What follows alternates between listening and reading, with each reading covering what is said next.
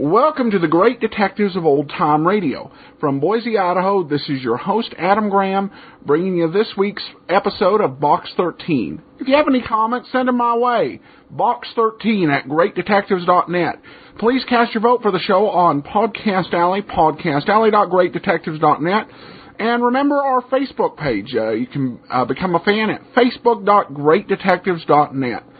Well, I want to just say I hope everybody enjoyed this past week's movie, Sherlock Holmes and the Secret Weapon. It's one of my absolute favorites, and it's something I'm glad to be able to do over a podcast. It's really a nice innovation, and I'm very grateful that we're able to bring that to you. So I hope people enjoyed it, and I'm already thinking about what we're going to do for next month. Obviously, the focus is still going to be on old-time radio detectives, but I think the movies, it makes a nice addition. There was one movie I've actually decided not to do, even though it's traditionally listed in mystery, in the mystery genre, and I'll actually talk a little bit more about that on Friday. But for today, let's get into today's episode of Box 13. This week's episode is entitled, Look Pleasant, Please.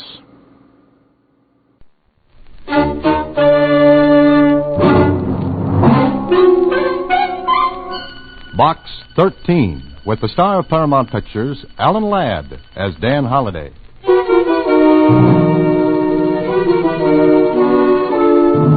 Box 13, care of Star Times. Please meet me at 2 o'clock tomorrow afternoon in front of the Mercantile Building. You can do me a tremendous favor, perhaps change the whole course of my life.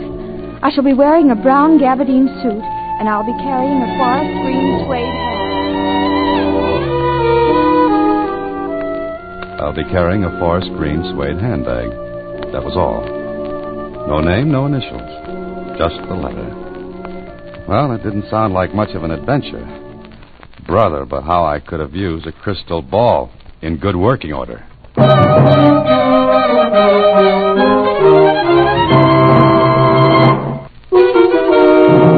And now, back to Box 13 and Dan Holliday's newest adventure, Look Pleasant, Please. Gee, Mr. Holliday, doesn't look particularly thrilling, but I guess it's like the old age. Huh?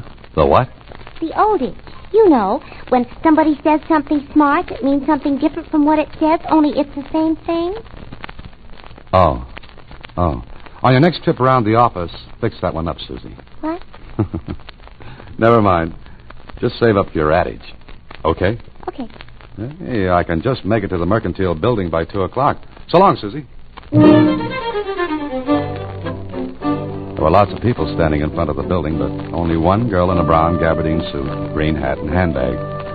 I didn't walk up to her right away because, well, I wanted to take a good look. And what I saw was good. Maybe about 24, slender, lots and lots of brown hair that fell down from that cute hat in a nice wave. Her clothes spelled money with 2 capital M's. Well, I walked over to her. Good afternoon. Oh. I'm the man from Box 13. Oh, thank you. Look, I know this sounds terribly foolish and silly, but I do want your help. Holliday. Dan Holliday. Oh, all right, Mr. Holliday. Do you have half an hour to spare? Well, the afternoon's young, and I can wear it away to an old age. That answer your question? Yes, it does. Do you photograph well, Mr. Holliday? Huh? Well, my baby pictures always turned out pretty good.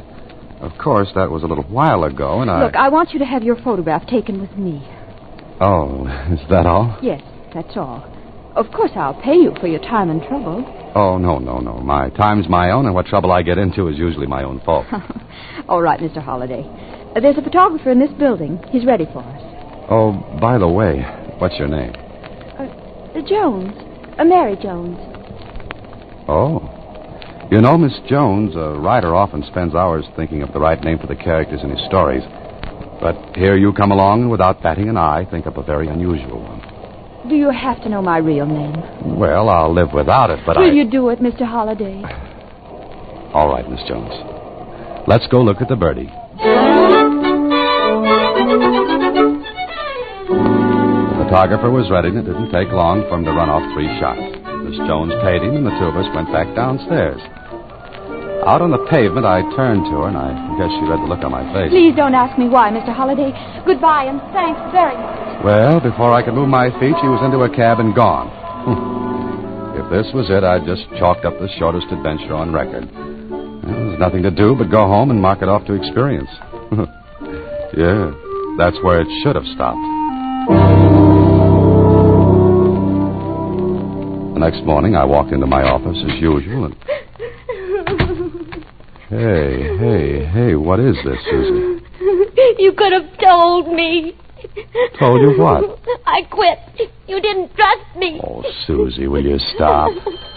Oh, and the phone's been ringing all morning. Everybody wants to know about it. About what? Just answer the phone and find out. You... Careful, Susie, careful. Hello. Good morning, lover boy. Oh, Kling. Well, how's the police department? It's bright and early. It's not good to hear your voice. I called for information. Yeah, what kind? What about? Well, shall I wear my organdy hat and crepe de chine bed? What are you talking about? What is the matter with everyone? Well, nothing, angel face. All's well with the world. And about $15 million. Everybody's crazy. Yeah, everybody but you. Oh, nice going, Holiday, nice going. Am I invited, or don't you want cops? It might make the thing look bad, you know. In 2 seconds, Kling, I'm going to hang up on you. What goes? Don't you ever read the papers? Or don't you know what's going on in your life? Now, listen, Oh, go arrest somebody. Now, look, Susie, what's this all about? Look at the morning paper. All right, I'm looking at... Holy mackerel. She's awful pretty. Shh, be quiet, Susie. Prominent heiress announces engagement to Dan Holliday. Dan Holliday, that's me. That's my picture with her. Sure it is. I've been framed. Oh, but you wouldn't frame a newspaper picture, would you? Shh. Marcia Jameson. Beautiful heiress to Jameson Lumber Fortune announces engagement. You're just a demijohn. Don Juan. Oh, one of the two. But you could have told me. I could have told myself. Susie, if that phone rings anymore, don't answer it until I get this thing cleared up. One way or another. Goodbye. I got Marcia Jameson's address from the society editor at the Star-Times, and a half hour later I was ushered into the big library at the Jameson home. Sitting behind the desk was a youngish-looking man. He rose to meet me as I walked into the room. Ah, Mr. Holliday. I'm very happy to know you. Yeah, I wish I could say the same. I beg your pardon? Where's Miss Jameson? I've asked her to come down. Good. I suppose I'd better introduce myself. I'm Roger Jameson, Marcia's uncle and guardian. Well, she needs one. I don't understand. Well, that makes 2 of us. Suppose we pool our facts and get one good, twisted story out of them. Mr. Holliday, you're acting very strangely. I must say that my niece's choice of a husband is, well, peculiar. All right, I'm peculiar. At parties, I'm a standout, but I'd like to... Dan, darling, how nice of you to come this morning. What did you expect? You, of course. You've met Uncle Roger? Yes, Marcia, we've met. Oh, I want you two to like each other. Oh, fine. I love everybody in the world, but Uncle Roger, could I speak to Dan alone, please? Certainly, Marcia. You'll stay for lunch, Mr. Holliday? No, thank you. Oh, yes, he will, Uncle Roger. Good. We'll have a long talk. Now, Miss Jameson. Why did you come here? Maybe you haven't seen the morning paper. Mr. Holliday, Dan, help me. I did. And I've got engaged. Look, Miss Jameson, Marcia.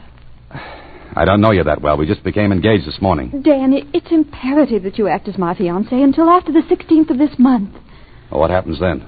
Oh, Dan, if you'll just do what I ask, until the 16th. On that day, yes, come in. Lunch is ready any time. You are staying, Mr. Holliday. Yes, He'll stay, Uncle Roger.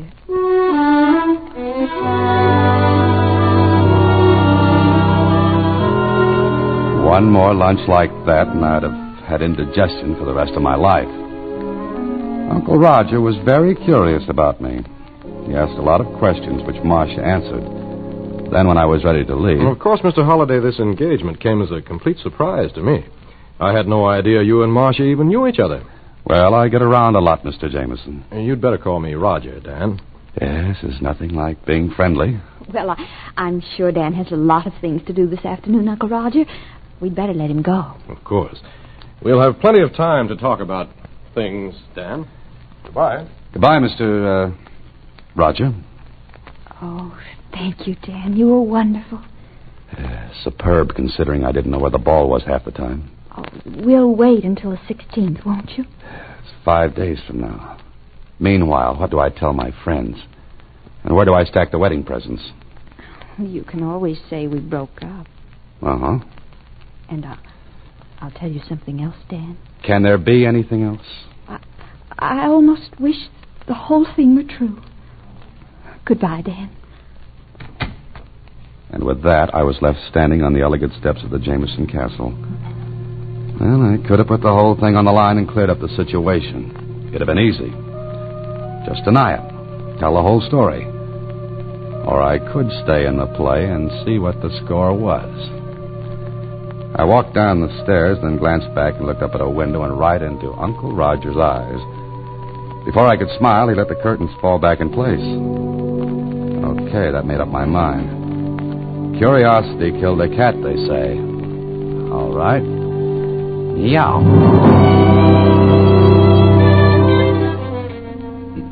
Well, Danny, welcome to the Star Times. And what brings you into the morgue? Jonesy, I want to do some research. So you came to the right place. Oh, congratulations. Thanks. That's a lot of dough you're marrying. Yeah. Kind of sudden, wasn't it? Known her a long time? Jonesy, I feel as though it was just yesterday. Now, get me everything you've got on her. Huh? You're going to look up your own fiancée? Yep. What's the idea? Kind of silly, isn't it? Well, it's your business. I can put my fingers right on the stuff you... You got much? All here. Matter of fact, I was reading about her this morning. When I heard you were marrying her, I did some work. And? Well, on the 16th of this month, she comes into about 15 million. What? Yeah. But she has to be married by then. Oh. How come? Her father's will says so. If she doesn't marry by the 16th of this month, this year, her 15 million goes to, Roger Jameson, uncle. Oh-ho. You didn't know? I don't know a lot of things. What else have you got, Jonesy? She had kind of bad luck before. Yes, what kind? Engaged twice before, and both her fiancés had accidents. Bad? Yeah. Dead? Well, if they weren't, they had an awful dirty trick played on them. What? They were buried.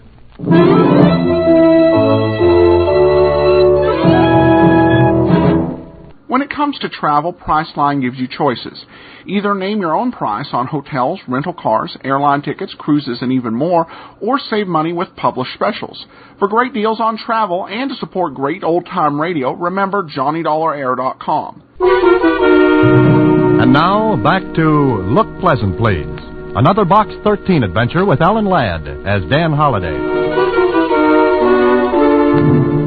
Well, there I was, all wide-eyed and innocent, engaged to marry a girl whose last two fiancés had lots of bad luck. For myself, I wasn't anxious to inherit any of that. But I had to find out a little more. So I went back to the Jameson place. The butler recognized me and let me in without announcing me. I walked down the hall and heard voices in the library. Ordinarily, keyhole listening would have been out, but, well, I heard my name. The door was open, so... I tell you, Dan, we'll go through with it. Oh, Dan. Dan, first name already, huh? Oh, don't be silly, Charles. I've got to convince everyone he is my fiancé. Well, what if he backs out before the 16th? He won't. What makes you so sure? I know. Oh? Oh, don't be stupid, Charles. I'm not stupid. I'm just careful. Darling, you know better. Well, All right, Marcia. Now, you'd really better go, Charles. After all, As they say in Alice in Wonderland, curiouser and curiouser. I was wondering about it when Charles came toward the door. I backed away and ducked into another room. Well, where is Dan now? I don't know, Charles, but you'd better get back to the office or Uncle Roger will miss you. All right, Dolly. Bye. Oh, I'll tell you when and where we can meet again, sweetheart. You know, I'm fussy about these things. Who the devil is... The name's Holiday, Charlie. I'm engaged to Marcia. How did you get in? The front door. It works. You ought to be ashamed of yourself, Charles, kissing another man's betrothed. Well, Now, look, Dan, Oh, you go on, Charles. Dan, I want to explain something. They could stand it. Now, look, Holiday, Go on, Charles. Oh, very well. I'll see you. Will you come into the library, Dan? But I've got a book. Oh, please, I owe you an explanation. Okay. All right, go ahead. Well, Charles is... Charles is the man you love. That the line you're hunting for? Yes. All right, that's the first olive out of the bottle. The rest should be easy. But it isn't. You see, Dan, your life's in danger. Yes, I gathered that from the things I read a while ago. You read? Yes, the newspaper files. Oh, Dan, if you want to, you can back out. I know. But maybe I'm more than a little curious. But you know about my two fiancés. Extinct. Uncle Roger killed them, or had them killed. And Uncle Roger knows nothing about Charles? No. The aforementioned uncle thinks I'm fiancé number 3 in order of appearance. Uncle tries to put a block on me while Charles goes for a touchdown, right? Oh, you make it sound so brutal, heartless. Got any other words for it? You and Charles live happily ever after. I don't. All right, you can do as you please. I was going to ask you to go through with it, but I can't. So, before I left, I promised Marcia I'd stick it out another day. Okay, I'm a sucker.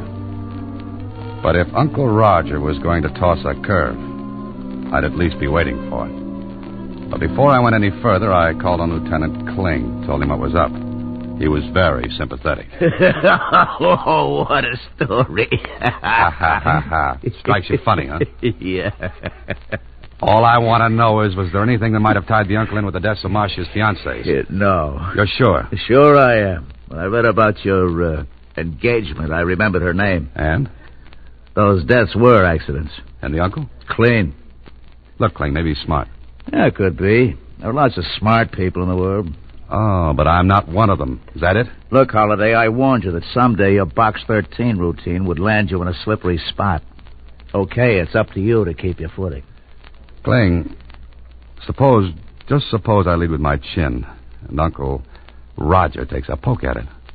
Would that open up the other 2 cases? Well, sure. All right, maybe I'll do it. Holiday. What? Look, take it easy. Why, Lieutenant, you sound concerned for me. I'd miss having to hold your hand every once in a while. Well, what are you going to do now? Call on Uncle Roger and make like a sucker.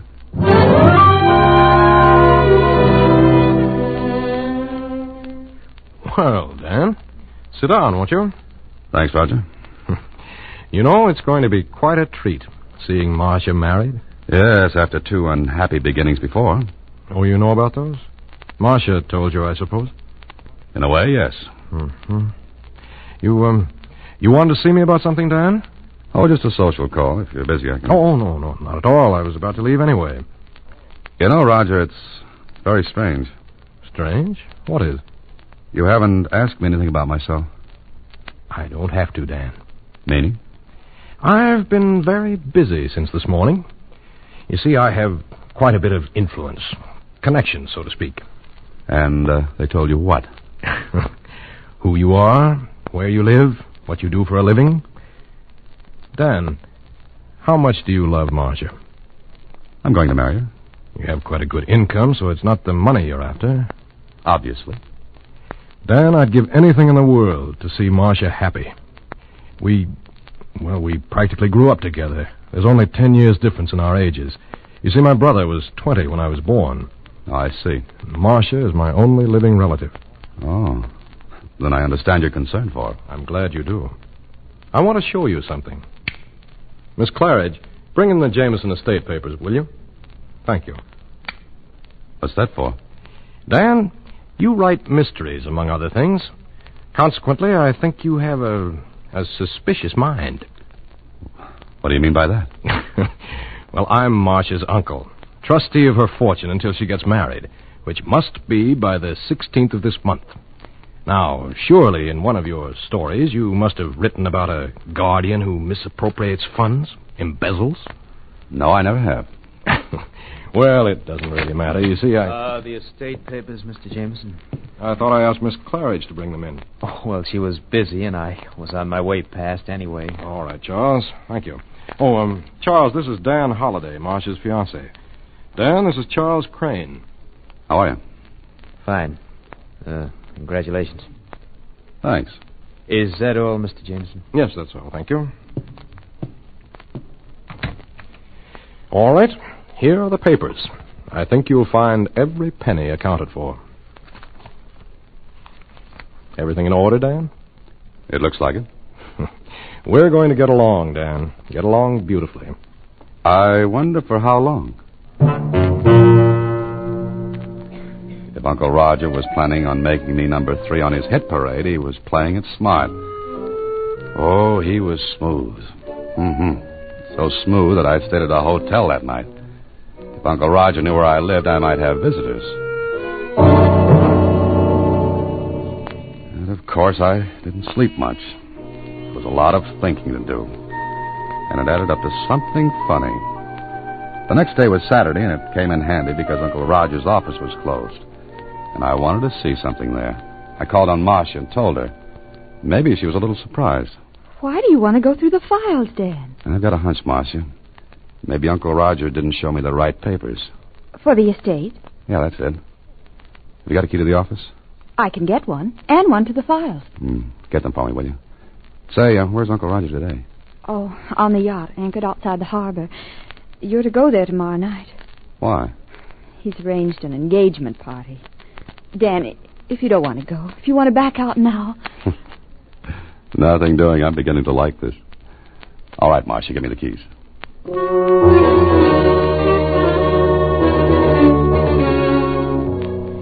Getting into the office was easy. I went to the files marked Jameson.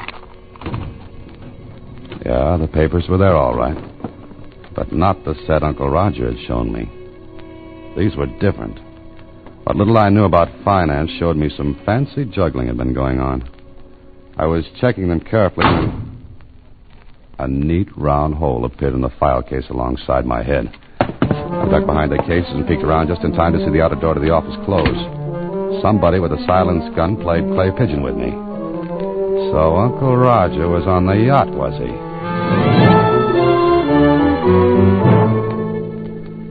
When I got back out on the street, a storm had kicked up. I took a cab back to my apartment and phoned Marcia. She didn't answer. The butler said she had gone, and Uncle Roger was on the yacht. Late in the evening, I received a note from Marcia. Dan, I'm terribly frightened. Uncle Roger insisted that I come to the yacht tonight. I'm writing this note from my cabin now. I know something dreadful will happen, so please, if you can, come at once. There are speedboats at the dock to take you out. But be careful, Dan. Be careful. It could have been a trap, but I compared the writing on this note with her first letter to Box 13. Oh, it was hers all right. Careful, neat, precise. Okay, if this was a showdown, might as well get it over with.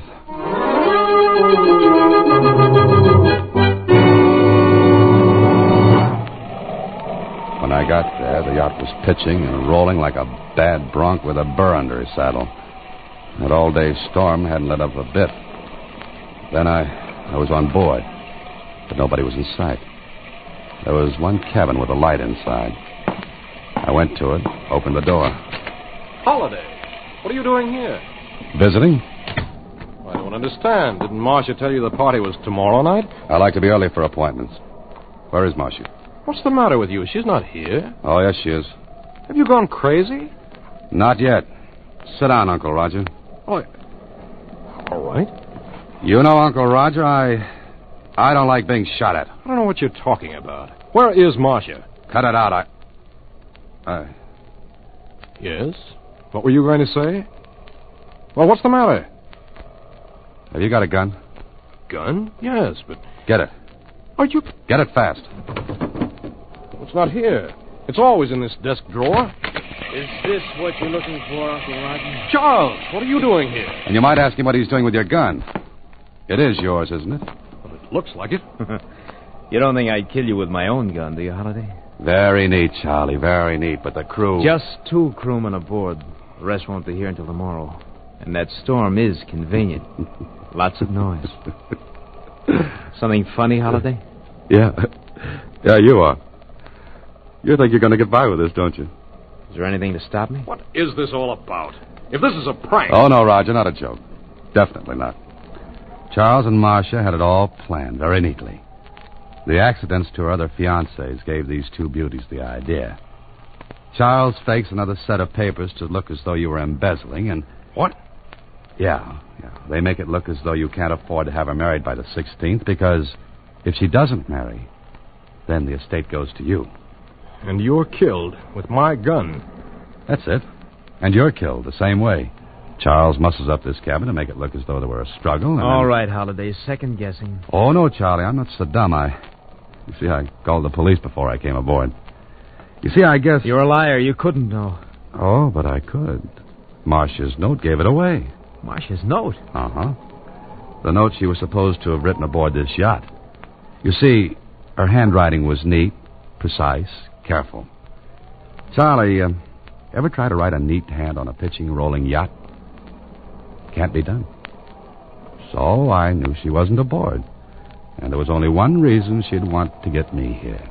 To work this frame and... Oh, hello, Lieutenant Kling. Lieutenant... Oh! Grab the gun. Holliday, is he... Charlie's gone bye-bye for a little while. Call the police in here, Dan. Where are they? Are you kidding? Lieutenant Kling is probably saving his Betty by. Me, I gotta sit down.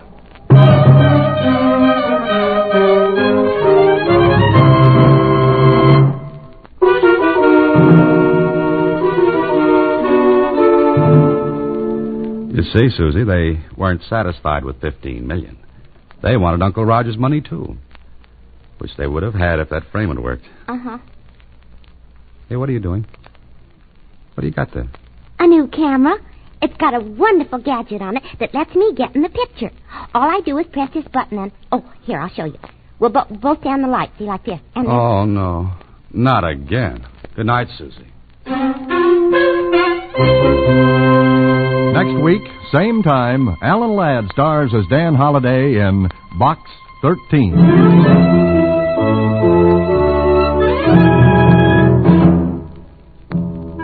Alan Ladd appears through the courtesy of Paramount Pictures. Watch for him in his latest picture, Saigon. Box 13 is directed by Richard Sanville, with an original story by Russell Hughes, and original music composed and conducted by Rudy Schrager.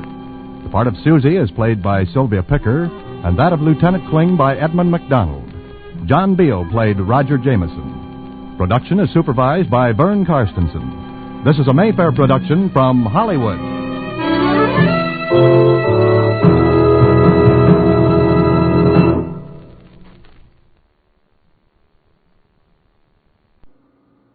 Welcome back.